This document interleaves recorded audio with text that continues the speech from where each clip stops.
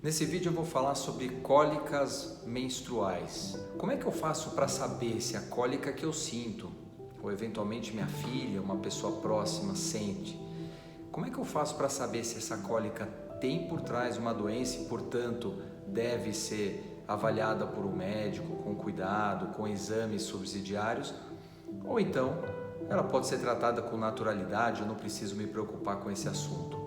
Existe uma forma simples de diferenciar quando é necessário investigação ou quando não há nenhuma doença por trás. Eu vou falar sobre isso daqui a pouquinho.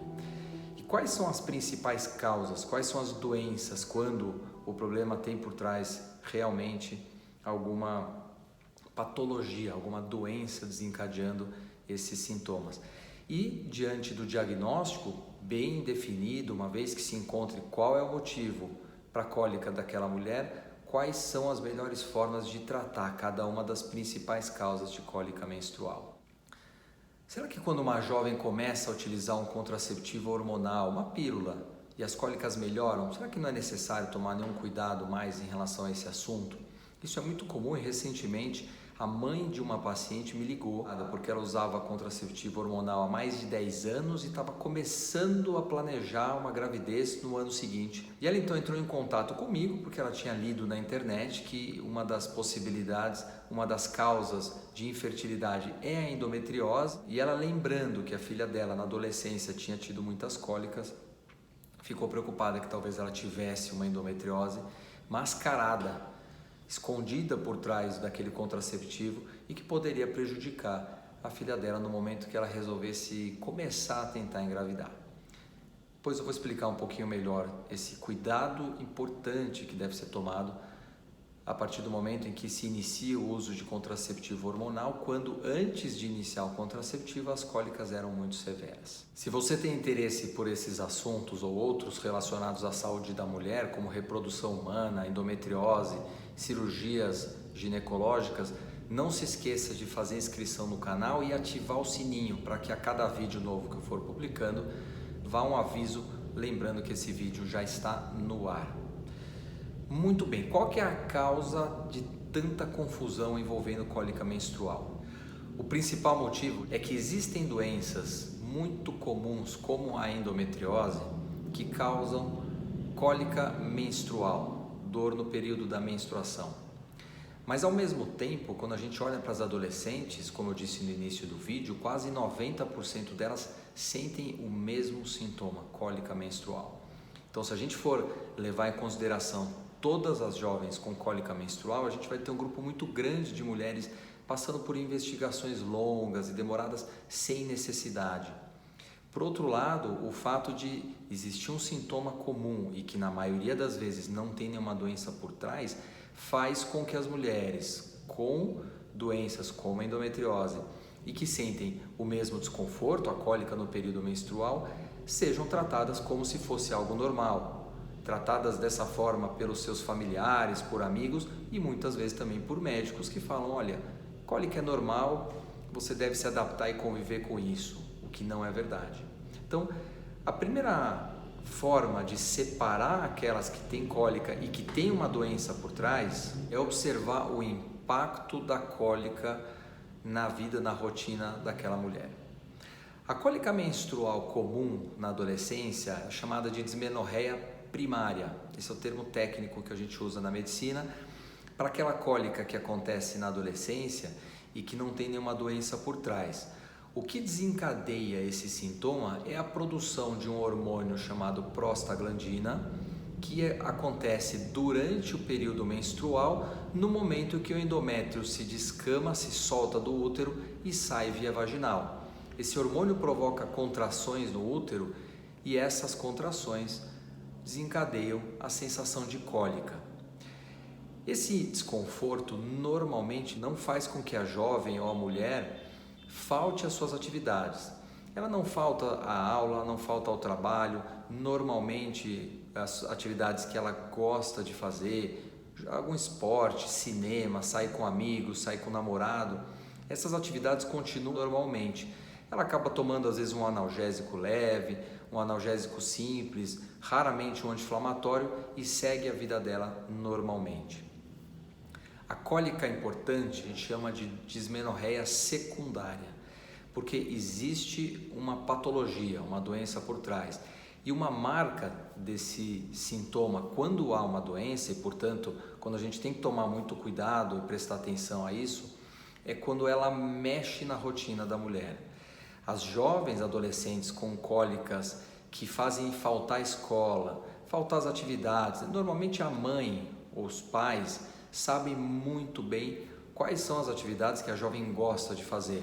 Um esporte, sair com as amigas, sair com o namorado. Então, quando essa cólica faz com que a jovem falte a uma dessas atividades, que os pais, os parentes próximos, amigos, sabem que ela gosta, é fundamental que ela seja avaliada, porque essa é a jovem com maior risco de ter por trás endometriose. Uma outra forma de identificar aquela jovem, aquela mulher com cólica menstrual que deve ter uma doença por trás é a quantidade e a frequência de remédios que ela toma para conviver com aquilo e seguir a sua vida, seu trabalho ou seus estudos.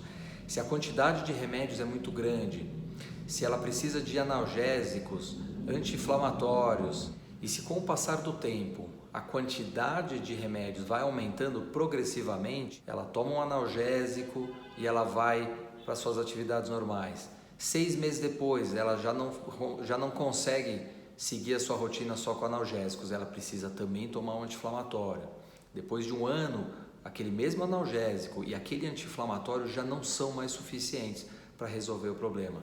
Então percebam que há uma necessidade crescente de medicamentos. Isso sempre acontece quando existe uma doença por trás. Então essas são as mulheres nas quais a gente precisa realmente colocar uma atenção especial. Por que eu sempre enfatizo muito que é necessário tomar todo o cuidado quando uma mulher começa a utilizar uma pílula e os sintomas melhoram muito e ela segue a sua vida normal?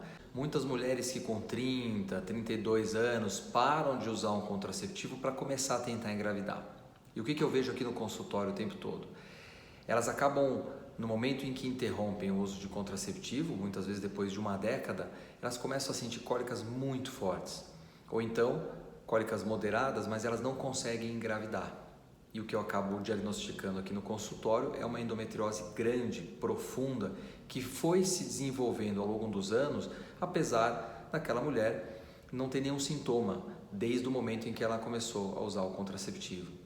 Por isso que precisa muito cuidado. Quando o uso do contraceptivo leva a um alívio, ótimo, o objetivo foi alcançado, que era melhorar o desconforto, mas é fundamental continuar um acompanhamento muito cuidadoso, com exame clínico e principalmente com exame de imagem, ou uma ressonância ou um ultrassom transvaginal com preparo intestinal.